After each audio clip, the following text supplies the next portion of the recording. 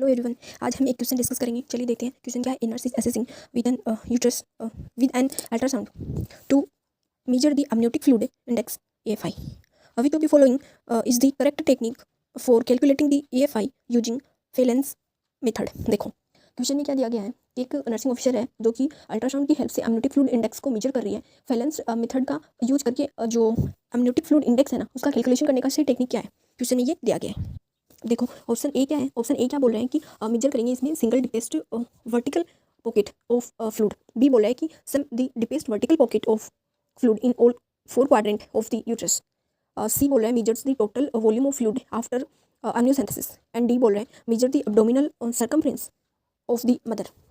देखो ये ऑप्शन है ना, ये बोल रहा है कि सिंगल डिपेस्ट प्रोटीन देखो उसकी, और इसमें इसको मेजर करने के लिए डिपेस्ट वर्टिकल। देखो सिंगल डिपेस्ट प्रोटीन मेथड जो होती है ना, सिंगल डिपेस्ट वर्टिकल पॉकेट है ना, ये मेथड जो होती है ना, या फिर मैक्सिमम वर्टिकल पॉकेट, इसमें ना इसको मैक्सिमम वर्टिकल पॉकेट भी कहा जाता है। इसमें ना पूरे यूट्रस में से एक ओनली एक सबसे जो डीप पॉकेट होता है ना, उसको मापा जाता है। लेकिन ये तरीका भी इसमें यूज होता है, लेकिन इसे फेलन मेथड नहीं बोलेंगे। क्वेश्चन में दिया गया था कि फेलन किसी बोलेंगे, तो इसको फेलन तो नहीं बोलेंगे, इसको चैम्बरलिन मेथड बोलते हैं।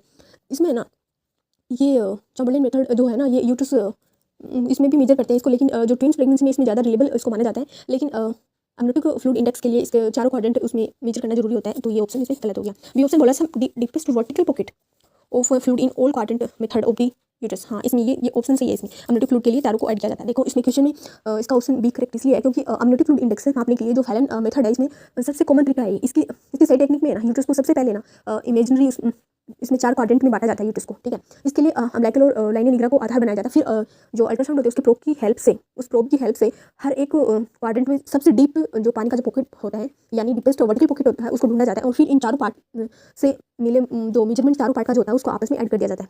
जो टोटल सम आता है ना, उसे अम्नियोटिक फ्लूइड कहा जाता है। इसे आमतौर पर सेंटीमीटर में मापा जाता है, और नॉर्मल अम्नियोटिक फ्लूइड इंडेक्स जो होता है वो 5 से 25 सेमी के बीच में माना जाता है ना। ये करेक्ट आंसर हाँ जी रखना है ना। सी देख लेते हैं। इसमें सी क्यों नहीं है? सी इसलिए नहीं है क्योंकि इसमें मेजर करें टोटल वॉल्यूम ऑफ फ्लूइड के आफ्टर एमनियोसेंटेसिस। ये तो इन्वेजिव प्रोसीजर है ना। देखो सी ऑप्शन जो होता है ना, ये बोला कि एमनियोसेंटेसिस में ये एक इन्वेजिव प्रोसीजर है जिसमें नीडल डालकर उसमें फ्लूइड का सैंपल लिया जाता है। और ये आमतौर पर जेनेटिक टेस्टिंग के लिए होता है, न कि कोई routine amniotic fluid index check करने के लिए। फ्लूइड का वॉल्यूम नापने के लिए यहाँ पे यूएसजी की सबसे बेस्ट और सेफ तरीका है, एमनियोसेंटेसिस में नहीं करते। तो ऑप्शन भी गलत हो गया। डी ऑप्शन बोला मेजर करेंगे उसकी एब्डोमिनल सर्कमफ्रेंस को ऑफ द मदर। देखो इसमें ना एब्डोमिनल सर्कमफ्रेंस ना नापने में ना प्रेगनेंसी की जब अपन एब्डोमिनल सर्कमफ्रेंस उसका मेजर करेंगे ना, तो प्रेगनेंसी की ग्रोथ का एक रफ अंदाजा मिल जाता है। लेकिन इसमें अम्नियोटिक फ्लूइड की सटीक मात्रा, अम्नियोटिक फ्लूइड इंडेक्स है ना, उसका पता नहीं चलता है। तो फ्लूइड के लिए तो हमेशा यूएसजी का ही मतलब एक अच्छा तरीका है। उसमें यूएसजी से ही अपन पता कर पाएंगे, उसमें चारों क्वाड्रेंट को ऐड करके, और फिर उसमें ये फेलन मेथड में ये फाइनल आता है उसका चारों को ऐड करके। आशा करती हूँ आपको समझ आया होगा। Thanks for watching.